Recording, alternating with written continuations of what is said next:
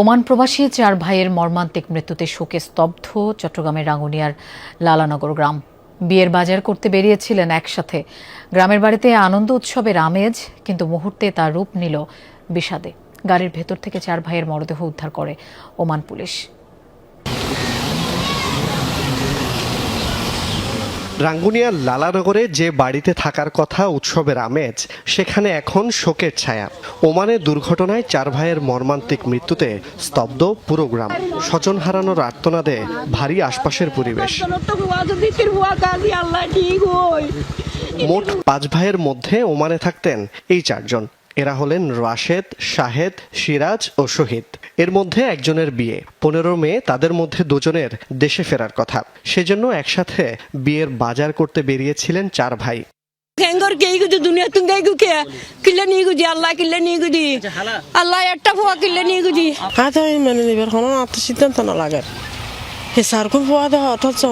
এটা তো একটা অকল্পনীয় বিষয়।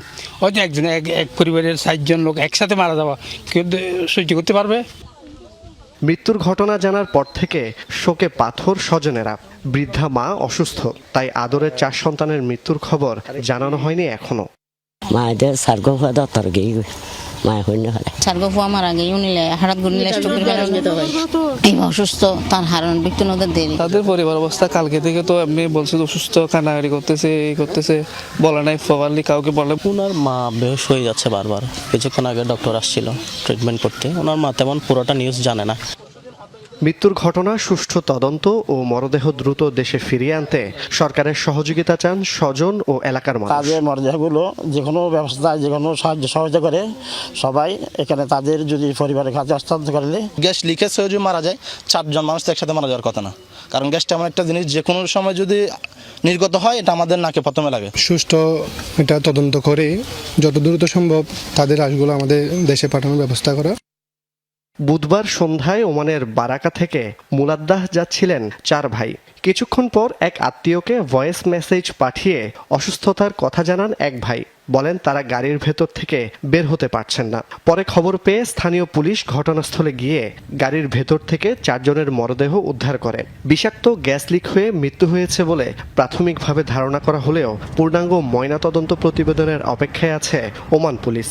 ওনারা পার্কিংয়ে ছিল, গাড়িতে ছিল, বসা অবস্থায় ছিল, সিট বেল্ট লাগানো ছিল, গাড়ি থেকে বের হতে পারে নাই, ক্লিনিকে ঢুকতে পারে নাই। এই অবস্থায় তাদের মৃত্যু হলো। দূতাবাসও খুব আন্তরিকভাবে বিষয়টি নিয়ে কাজ করতেছেন। আমরা আশা করছি যে ময়নাতদন্ত সম্পন্ন হওয়ার পরে যাবতীয় প্রক্রিয়া সবগুলি শেষ করে মৃতদেহ দেশে পাঠানো হবে। জুবাইদ ইবনে শাহাদাত, যমুনা নিউজ, চট্টগ্রাম।